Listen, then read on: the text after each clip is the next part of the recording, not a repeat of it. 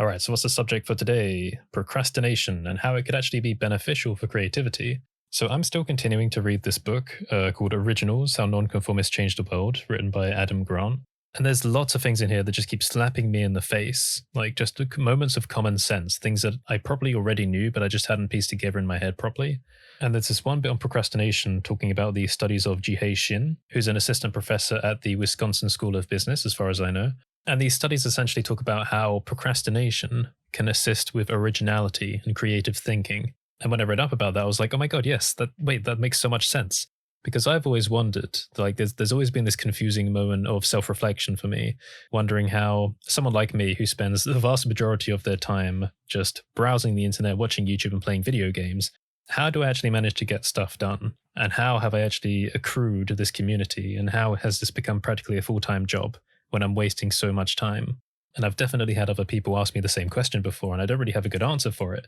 I tend to say that what I do is I work in very intense short bursts when I know exactly what I want to do. And I spend the vast majority of the rest of the time just relaxing and doing nothing other than thinking. And that's the key point. When you're thinking, you're still working. And this is especially true for a line of work where you as a creative are in charge of coming up with new ideas that will carry that business forward. Now, when you procrastinate, and especially if you've got other sources of stimulation coming in while you're procrastinating, you give yourself more opportunity to think about new ideas and make links between previously disconnected ideas and even become more inspired. So I guess it makes sense that maybe if we can find a good analogy for this, that procrastination almost gives the petri dish more time to develop greater cultures or a larger variety of cultures. But it goes even further than this because it's not just about coming up with divergent ideas. If you're clever with your procrastination and you're productively procrastinating, then what you're learning through that moment of procrastination can help to assist you with future projects. And there's a lovely quote in this book from historian William Panapacker talking about Leonardo da Vinci. It says, Leonardo's studies of how light strikes a sphere, for example, enable the continuous modeling of the Mona Lisa and St. John the Baptist. His work in optics might have delayed a project, but his final achievements in painting depended on the experiments. Far from being a distraction, like many of his contemporaries thought, they represent a lifetime of productive brainstorming, a private working out of the ideas on which his more public work depended. If creative procrastination, selectively applied, prevented Leonardo from finishing a few commissions, of minor importance when one is struggling with the inner workings of the cosmos, then only someone who is a complete captive of the modern cult of productive mediocrity could fault him for it. And damn, I really like that last line, that's a bit of a slap in the face. Only someone who is a complete captive of the modern cult of productive mediocrity could fault him for it. Now, I love that term, productive procrastination, and it also reminds me of a video that Gleb Alexandrov in the Blender community did. He made a video on the 18th of August 2017 called Procrastination is Fun? And it's a bit of a crime that it's only got 7,686 views at the time that I'm making this, because I remember watching this video back when it came out, and I remember that after such a long time of being hard on myself for wasting time, this was like the first video, the first idea that came along to me that said, actually, you shouldn't be so hard on yourself. If you're still being creative in some way where you're procrastinating on other projects, then you're still learning new things. You're still gaining experience, you're still gaining mileage. So I highly recommend the video if you haven't seen it already. Alright then, so what about the question of, if you know that you're procrastinating but you don't feel like you're maximizing your skill development or your learning potential? Let's say you're just playing video games, but you're doing the same things on those video games over and over again, and you're essentially just burning off time. Well, I still think that time that you're burning off is still presenting you with opportunities for connecting new ideas. And in fact, doing things that are methodical and repetitive may actually still be beneficial in some way.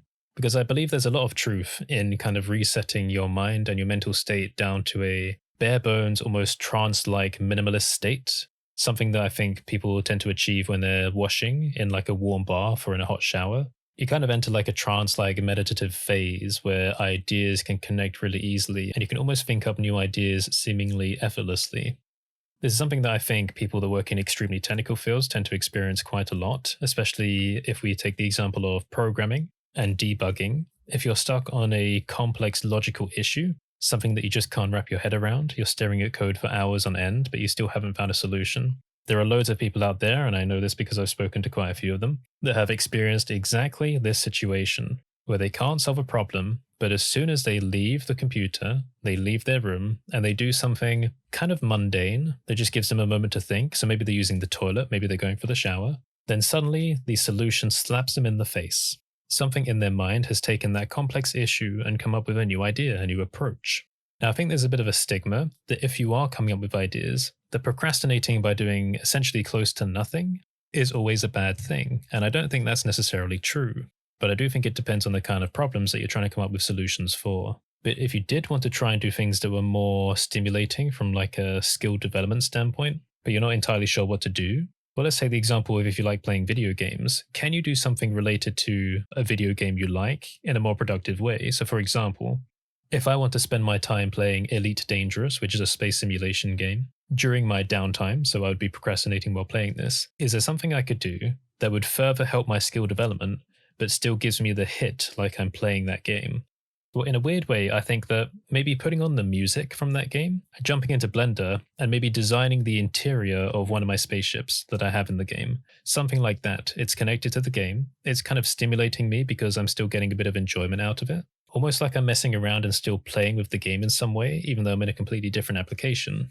But actually taking the time to model something like this is keeping me technically productive.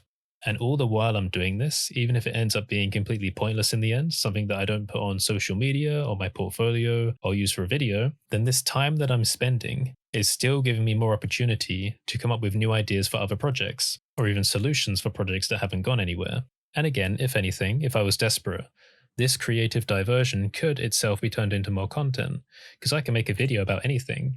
So if nothing else, this procrastination is also providing a backup idea.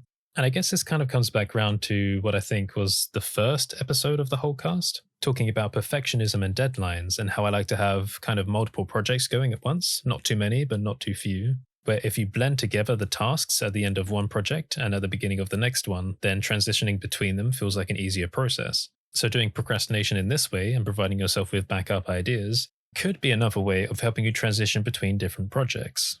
So overall, I think there are a wide range of different benefits that are kind of hidden away behind a kind of popular stigma about what procrastination is and how it inhibits productivity. Now, I want to come back to the example of Da Vinci again, but this is a quote from Adam. Da Vinci spent about 15 years developing the ideas for The Last Supper while working on a variety of other projects.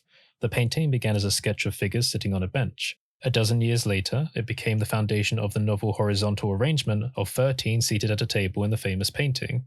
Although he was often exasperated by his procrastination, Da Vinci realized that originality could not be rushed. He noted that people of, in quotes, genius sometimes accomplish most when they work the least, for they are thinking out inventions and forming in their minds the perfect idea, end quote.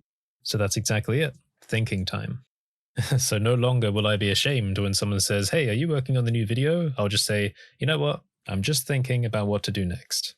But talking about coming up with ideas, I don't know if I've explicitly stated it on this podcast, but there's a couple of tools I like to use for managing all my different ideas and tasks. And this is not sponsored, but my personal softwares of choice are Trello and ClickUp.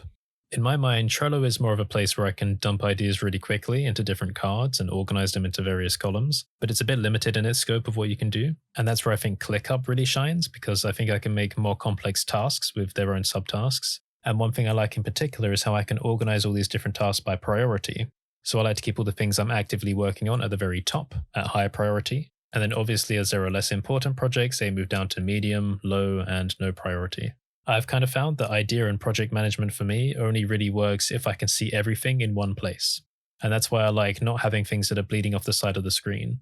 So for example, with Trello, I know that if I have too many columns where it's kind of going over the side of my monitor, I never really end up looking at those columns ever again. Like I know they're there, but because they're so out of the way, when I'm quickly just browsing through the software, in a bit of a productive trance-like state where I just want to get things done, I never ever ever take the moment to stop and have a look at things that are outside of my immediate scope. So that's why I like to try and have everything right in front of me, very visually at all times. So if it comes to something like managing a collection of many different ideas, instead of having all of these ideas as separate cards where they're bleeding off of the screen, where you have like a super long list of them, I tend to try and keep all of my ideas categorizable within a single card or something similar, where I can just click once and then immediately see an entire list. I found that for me, it's very important to keep the digital work environment, especially in regards to project management tools, as simple and as clear as possible.